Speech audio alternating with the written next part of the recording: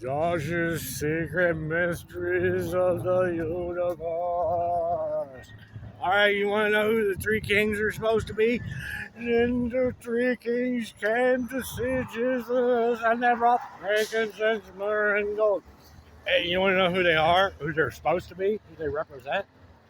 And real Nebuchadnezzar, right? Cyrus and Sargon, or Sargon's grandson.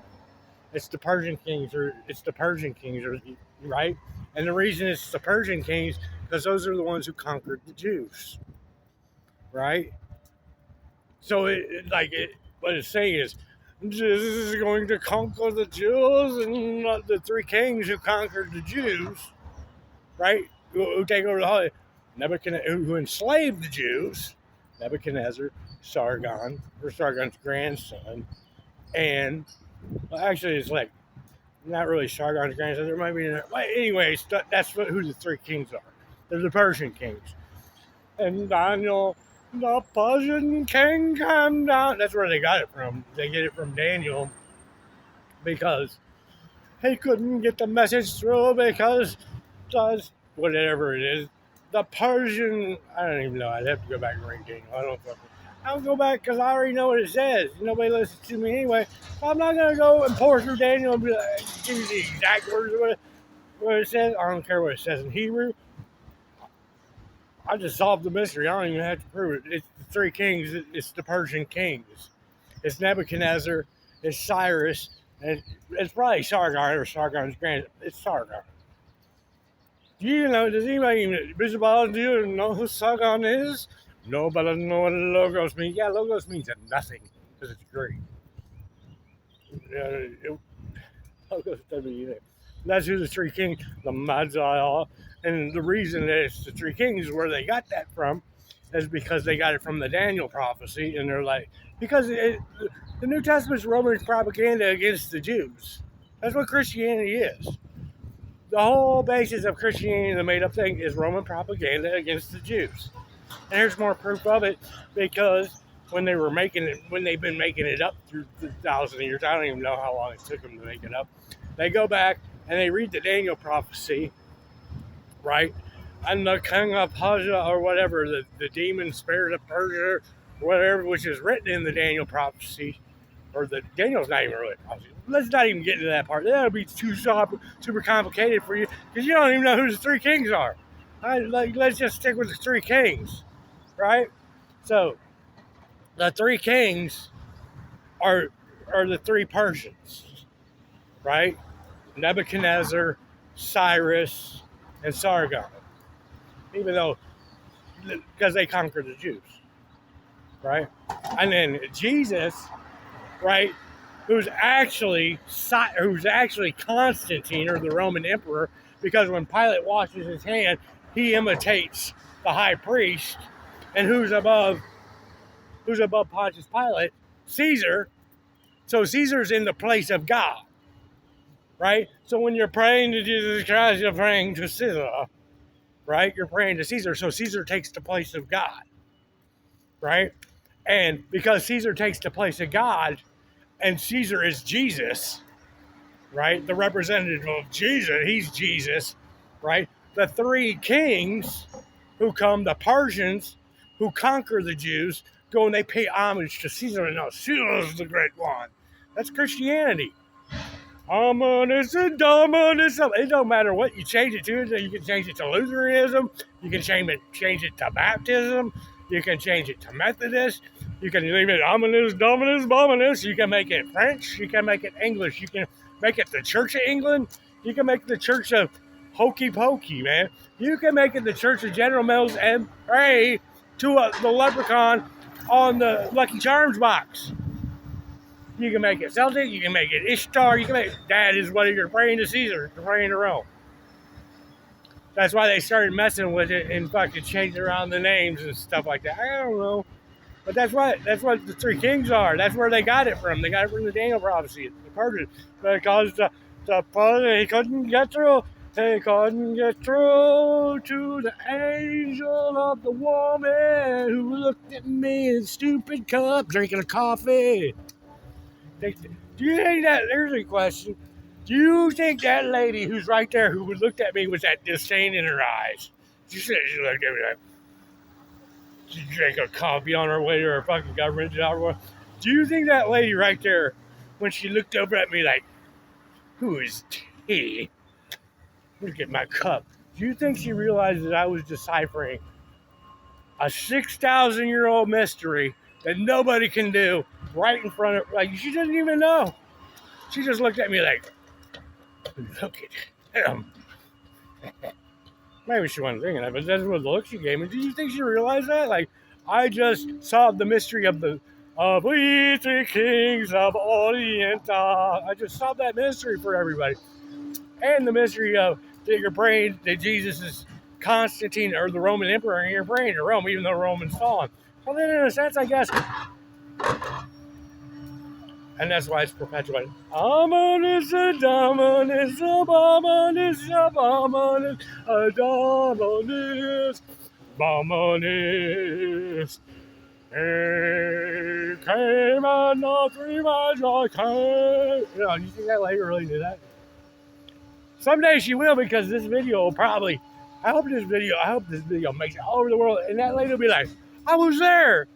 Even though she looked at me with disdain, I'm glad that I could do that. Or she'd be like, I was there at that moment. I was looking at him like, hey, he's a piece of shit. And he's actually, what's that? I know I shouldn't say anything because I don't know what's going to happen, but this one's going quick. 7 days, I'm not even telling you. I'm not even telling you. I already know where the next move is. This is one of the few times that I knew 2 moves ahead. I mean, I know a lot. But anyway, like, really know? I knew. I was like, we'll see. We'll see. You know, but here's the thing. This one's gone quick, but, I mean, fingers crossed. I'm not telling you how many days there are left. You know how long it took me to get from Lombok? Like, I started thinking about it. I was like, well, Lombok was pretty. No, it wasn't. You know how hard, to get from Lombok? That's where Space Force is. You know that? It's not in Lombok. Lombok's here, and then it's Vandenberg. Vandenberg's right connected. I saw Space Force. I've been in Space Force. It's right there in Central California. Space Force. It's in Vandenberg. That's where Space Force is. It's part of Lombok. It might as well be Lombok, but it's not. It's Vandenberg. But then, you know how long it took me to get from Lombok to where is it? San Bernardino. It's just like impossible. Like I was moving right along. I got out of Oakland, then it took me a minute. I got down to Santa Cruz. Then from Santa Cruz, I got to Salinas, where the Grapes of Wrath, where John Steinbeck's from, where he wrote Grapes of Wrath. I walked through all that field, all the strawberry fields. I was like eating strawberries. I was walking down like because it was harvesting season when I was walking through. Because I was just like, because you know how hard it is to get from Santa Cruz to Salinas. It took a minute, man. I'm not gonna tell that story. Well, when I was walking through there, I was picking berries off. I was eating them because they were harvesting strawberries. Right? I was eating strawberries, fresh strawberries before they even got to the store. Right off the vine of Jesus. Anyway, I got to Salinas, and then like you could take a bus like all the way, Anyway, I got down to Lombok, or I got to Santa Maria, right?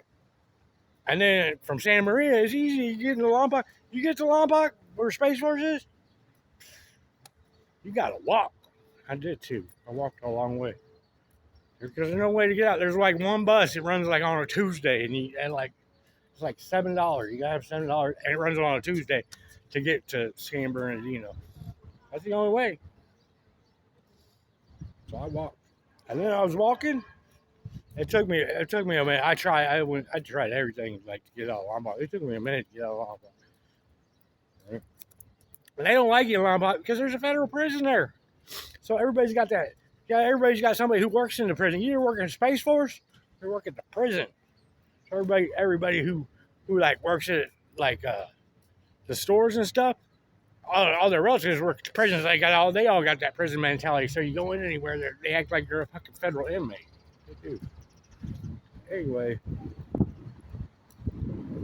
I don't know what the point of this video. This video ain't going on. This is my own personal diary. See, I'm jacked up on coffee. That winds me up. He's like, here you go. That's what happens. Here's the other thing about California. You can tell California was settled by the Mormons, and like modern day California was set up by the Mormons. You want to know how you know? Because of the libraries. The libraries are set up to keep people uneducated and impoverished. Because if you look at the library times in California, they're completely insane. Like maybe not so much, even somewhat in LA too. LA is even kind of like that. But the library hours are like set up to where if you were working class, like not so much now, but back in the day, like back in like I don't know, early 1900s, maybe 1800s, right, or all through the 1900s until where we're at now, right? If you weren't like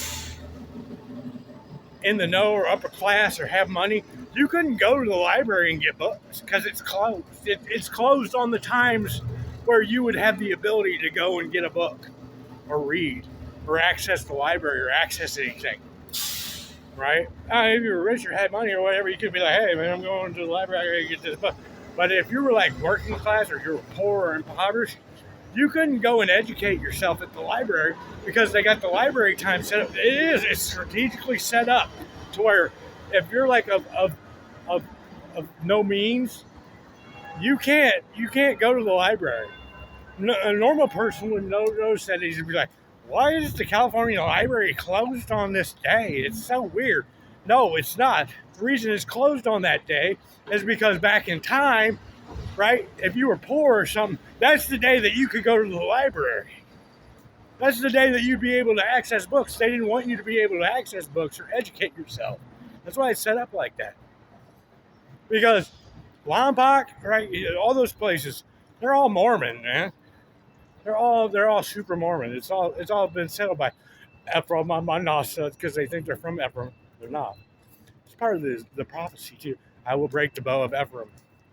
Ephraim. It's not talking about Israel. Anyway, it don't matter. That's not what we're talking about. We're talking about the library. The California Library. That's why the California Library has such weird hours. For real. I tell a story about Nevada, about the oldest town in Nevada settled by the Mormons, right? It's like, right, it's in the Carson Valley, man, right outside of Carson City. That's the thing about like everybody in Carson City and in Reno, they all think that they're Kit Carson and they settle the land. You didn't settle. You work at Walmart, dude. They all act like that. They act like they settled. They conquered the mountains and they're Kit Carson. You're not Kit Carson, bro. You work at Walmart. You work at a casino. Shut up. But they act like that. You know? Anyway, that's the point. So there's this town. It's the oldest town in Nevada, and it's settled by the Mormons, right? And there was just this big sign, and I was in the Carson Valley trying to get up to Tahoe, right? And I walked into it, right? Because I just thought it was a town because I was looking for water. I think, or like there was a sign, and I see the sign. It says Apple Orchard over here. Right, it's right on the sign. It says Apple Orchard. And I'm walking through there, and all of a sudden this guy comes up to me and goes, yeah, can I help you? I'm like, I was just looking for the apple orchard. And he goes, oh, there's no apple orchard here. He said, this is a private community. It's a private community. I didn't realize that it was like it's like the Mormons' own little fucking place. I didn't know it was the oldest place. Like a bunch of people got hung, a guy got hung there or something. But he's like, how dare you be in a town? He goes, no, he looked at me, he goes, apple orchard? Where'd you get information like that? Right there on that sign that's right there in front of your civic hall or whatever. It says there's an apple. He goes, there's no apple orchard here. He goes, here, there's the way out. Why don't you go that way? And because he told me that there's the way out, I'm like, yeah, motherfucker, I'm going this way, dude. Don't tell me what to do. Mormons? Anyway, that's my Mormon. I got a couple Mormons first. Joseph Smith, all that bullshit. When that Mormon guy goes, well, where did you get that information? I got it from the Book of Mormon, man. I got it from the Book of Mormon that says that Ephraim and Manasseh came and settled with all the American Indians. So I don't know how that makes you guys descendants of the Ephraim and Manasseh, because none of you guys are Native American, and you kill and bring them young, kill them.